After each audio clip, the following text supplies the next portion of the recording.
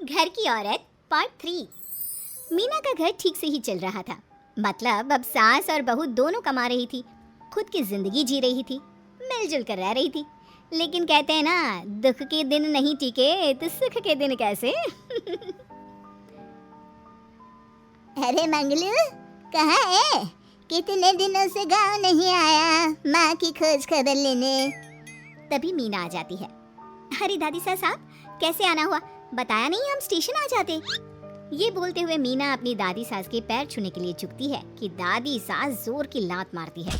नहीं आई, कैसे आना हुआ? मेरे पति का मकान है ये। और तेरे बाप ने क्या दिया जो तू पूछ रही है, हैं? और ये क्या पहना है? न साड़ी न सर पर पल्लू, बात बात पर जबान खोलती है। दादी सास बोलना रोक ही नहीं रही थी। मीना को गुस्सा आने ही वाला होता है कि उसकी सास आ जाती है। क्या बात है मीना, कौन चिल्ला रहा है? मैं हूँ मंगलू की दुल्हन। बहुत चपर चपर कर रही है ये मीना बहू। इसकी जुबान पर लगाम लगवा ले। मम्मी जी, मेरी बहू है, घोड़ा थोड़ी ना है जो लगाम लगवा दूं। तभी वहाँ मंगलू यानी कि मीना का ससुर आ जाता है और मीना की सास को एक जोर का तमाचा लगा देता है। वाह, जुम्मा 2 दिन हुए नहीं कमाना शुरू किए, मेरी माँ के सामने होशियार बन रही है। मैंने बुलाया है माँ को, ये रहेंगी तो कम से कम इस घर की औरतें औकात में रहेगी। अरे जब से कमा रही है सर पर चढ़कर नाच रही है। चिंता ना कर मंगलू, मैं आ गई हूँ ना। दोनों को लाइन में लगा कर रखूंगी। दोनों बहू ने मेरे मंगलू की जिंदगी खराब कर रखी है। तभी वहाँ पोता यानी कि मीना का पति आ जाता है। पोता जो कि दादी का दीवाना था। दादी मुझे क्यों नहीं बताया कि आप आने वाले हैं? मैं गांव आ जाता कार लेकर आपको लेने। अरे तू तो जानता ही है, कार में बैठ नहीं पाती। पता नहीं बहुत दिनों से लग रहा था कि तू और मंगलू परेशान है। आज मन नहीं माना तो आ ही गई मैं। देख यहाँ आकर पता लग रहा है। क्या पता लग रहा है दादी? यहाँ तो सब ठीक है, किसी को कोई परेशानी नहीं है। क्यों माँ, क्यों मीना, क्या हो गया? इन दोनों को क्यों परेशानी होगी? इन लोगों ने तो परेशान करके रखा है। माँ और मीना के बारे में कैसी बात कर रहे हैं पापा? क्या हो जाता है आपको रह रहकर? तू तो खाना बना बना कर बेशर्म हो गया है, लेकिन मैं नहीं। मेरी माँ आ गई है अब इस घर में। अब यहाँ सब वैसे ही रहेंगे जैसा मैं चाहता हूँ। देख मंगलू, तेरी बहू काम करती है तो मुझे कोई लेना देना नहीं है, लेकिन मेरी बहू कोई दर्जी का काम नहीं करेगी। साफ साफ बोल रही हैं। लेकिन दादी साहब, वो तो बहुत अच्छा बुटीक चला रही हैं। बहुत अच्छा चला रही है, लेकिन हम लोगों ने अपने घर की बहू से ना काम नहीं करवाना। अरे इसके बाप को शादी के वक्त ही बोल दिया था। और इसके बाप जिन्होंने दहेज में एक साइकिल दी थी ना, कैसे हाथ जोड़कर कह रहा था, मेरी बेटी आपके घर आ गई, इससे सौभाग्य कुछ नहीं। अब देखो इसकी बेटी, बहू आ जाने के बाद सर पर चढ़ रही है मेरे मंगलू के। मीना जो कि सास की बुराई सुनकर परेशान हो जाती है। दादी साहब, छोटा मुंह बड़ी बात। लेकिन क्या पिताजी ने आपको बताया नहीं? सासू माँ ने अपने पैसे से ससुर जी के जन्मदिन में कार दी थी। ससुर जी इतने साल से स्कूटर से जाते थे, अब कार से जाते हैं। क्यों ससुर जी, बताया नहीं आपने? क्यों रे मंगलू, कार ले ली तूने? मुझे तो तू पैसे भी नहीं भेज रहा। 2 महीने से कैसे कैसे दिन काट रही थी और तू यहाँ कार से घूम रहा है। आप भी सासू माँ को अपने बैंक अकाउंट की डिटेल दे दीजिए दादी साहब, वो डाल दिया करेंगी पैसे आपके अकाउंट में। क्यों सासू माँ? मंगलू यानी कि मीना का ससुर, जिसने अपनी माँ को गांव से सिर्फ अपनी बीवी को लगाम लगाने के लिए बुलाया था, ये सब देखकर जोर से चिल्लाता है। मीना बहू, चलो दादी सास आई है, ये नहीं कि खाने पीने का इंतजाम करे। अरे माँ, तू भी किन लोगों की बात में आ रही है? चल मेरे साथ मेरे कमरे में चल। ससुर अपनी माँ को लेकर कमरे में चला जाता है और दोनों बैठकर वैसे ही पंचायत शुरू कर देते हैं, जैसे कोई बहू अपनी माँ से सास की बुराई कर रही हो। देख मंगलू, गलती तो तेरी ही है जो तूने घर की जनानियों को काम के लिए बाहर निकाला। दूसरे तेरे पापा को देखा था, कभी मुझसे फालतू बोलते। अरे मरते दम तक तेरा बाप मेरी मुट्ठी में रहा है, यही सिखाया था मैंने तुझे। क्या बोलूं माँ, जब से ये मीना बहू घर आई है ना, इसने घर का सारा इतिहास भूगोल बदल कर रख दिया है। उस तितली से तो मैं बाद में निपटूंगी, पहले तेरी वाली को तो ठीक कर दूं। अरे बहू क्या आ गई, खुद को टाटा अंबानी समझने लगी है।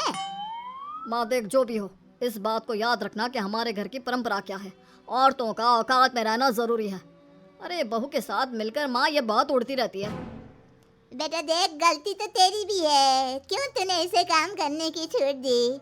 मारना भी कम कर दिया है तूने इसे, वरना पहले आती थी तो बहू का कोई ना कोई हिस्सा सूजा हुआ या काला ही दिखता था।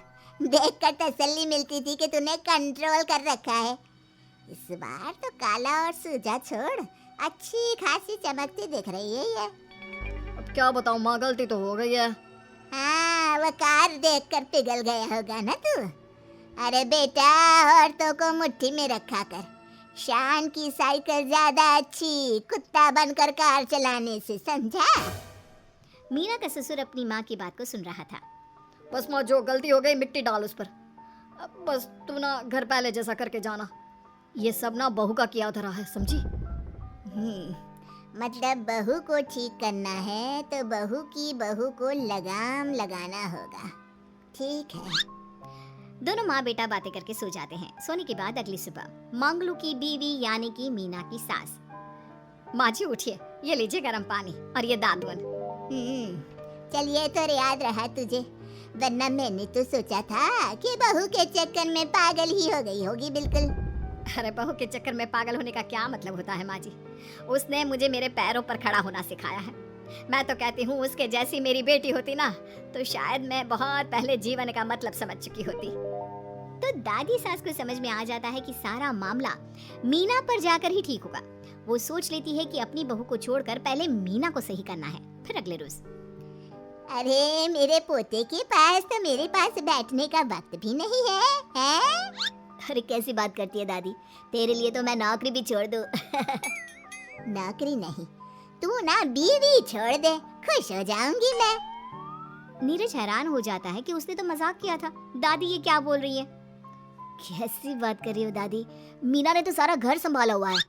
पहले तो घर गिरा जा रहा था ना। तेरी मीना के आने के पहले ना घर में चूल्हा जल रहा था, ना कोई रोटी खा रहा था। क्यों? नीरज को दादी बीवी के खिलाफ खूब कान भरती है। तू सही कह रही है दादी, औरत पैर की जूती और हाथ की मुट्ठी में ही ठीक लगती है। मीना ने ना सिर्फ घर का माहौल बिगाड़ा, माँ को भी पिताजी की इज्जत करनी छुड़वा दी। अब ठीक बोल रहे हो, घर को बिगाड़ने की मेन जिम्मेदार तो मीना ही है दादी। अभी उसे ठीक किए देता हूँ। तभी वहाँ पिता भी आ जाता है। देख बेटा, तो रोटी कम खाना मंजूर, लेकिन इन औरतों के आगे झुकना मंजूर नहीं। तेरी दादी ने घर की परंपरा बनाकर रखी। मजाल कि मेरा बाप मेरी माँ के सामने कुछ कह लेता। पर पापा एक बात पूछनी थी। रहने बेटा, तू ना कंफ्यूज है जीवन में, तू ना कंट्रोल कर पाएगा अपनी जनानी को। मंगलू, मेरी तो टिकट ही करा दे गाँव की। तुम लोगों के घर तो मर्दों की कोई इज्जत ही ना है, और ये मेरे घर की परंपरा ना है। मैं चली। अरे ना दादी, मैं तो बस देख अब मैं कैसे कंट्रोल करता हूँ इसे कल। फिर अगले रोज मीना ऑफिस के लिए तैयार हो रही थी कि देख मीना, आज मेरे दफ्तर से कुछ लोग खाने के लिए आ रहे हैं, तो शाम के खाने में, लेकिन आज तो मेरी मीटिंग है, फिर घर आने में मुझे देर हो जाएगी। तो मैं क्या करूँ? बोला ना शाम को खाना बनाना है तो बनाना है, समझी? मीना को पति की बात अजीब लगती है, पर वो दादी सास के सामने कोई भी ड्रामा क्रिएट करना नहीं चाहती थी। ठीक है, मैं शाम को जल्दी आ जाऊंगी। अच्छा क्या खाना है प्लीज जल्दी से बता दीजिए। पर बेटा तू तो, बहू सास को चुप रहने का इशारा करती है, लेकिन पोते को तो लड़ना था। वो मीना पर जोर से चिल्लाता है, मीना देख ज्यादा हीरोइन मत बन। आज ऑफिस जा रही है तो जा, लेकिन सुन, तुरंत रिजाइन देकर घर आ जाना। ना मुझे तेरी कमाई चाहिए ना ही तेरी नसीहत। आज से घर में वही होगा जो मैं चाहूंगा, समझी? अरे कैसे लैंग्वेज बोल रहे हो? ये तुम्हारी बोली नहीं है, कौन सिखा रहा है तुम्हें? तभी दादी सास आ जाती है। क्या बोलना चाह रही है बहू? मैं मुन्ने के कान भर रही हूँ, हैं? हाँ, मुझे तो यही लग रहा है, वरना हम लोगों का घर अच्छे से चल रहा था, सभी मिलजुल कर एक दूसरे को इज्जत देकर रह रहे थे। लेकिन अब तभी मीना को उसका पति जोर से डांटता है। सास बेटी बहू की लड़ाई को बर्दाश्त नहीं कर पाती। देख नीरज, बहू को डांटना या फिर बहू के साथ गलत व्यवहार, ये सब मुझसे बर्दाश्त नहीं होगा। वाह रे वाह, सारी जिंदगी जो पति की डांट और मार खाती रही, अब बहू को थोड़ी सी डांट क्या पड़ी, गुस्सा आ गया। हाँ माँ, क्या हो गया? मैंने तो मीना को कहा कि देख नीरज, मेरी बहू को कुछ नहीं कहेगा तू। ये माँ ही होती है जो अपने बेटे को औरतों की इज्जत करना सिखाती है, लेकिन कोई औरत अपने बेटे से बहू को मारना या डांटना सिखाए तो ये शर्म की बात है। मैं नहीं चाहती कि तू औरतों की इज्जत ना करे, जबकि मैं खुद एक औरत हूँ। दादी सास बहू की बात सुनकर शर्म से सर नीचे कर लेती है। सच कहा सासू माँ, एक रानी ही अपने बेटे को राजकुमार की तरह पालती है जो दूसरी औरतों का सम्मान करे। काश दादी सास भी पिताजी को अच्छे संस्कार दे पाती। मीना की बात सुनकर दादी सास उन लोगों से माफी मांगती है। मैं समझ गई बहू, औरतों की बेइज्जती करने को घर की परंपरा समझती थी, झूठी शान समझती थी। वो सब गलत है। औरतों की इज्जत से घर में माँ लक्ष्मी और सरस्वती का वास होता है। मुझे माफ कर दो।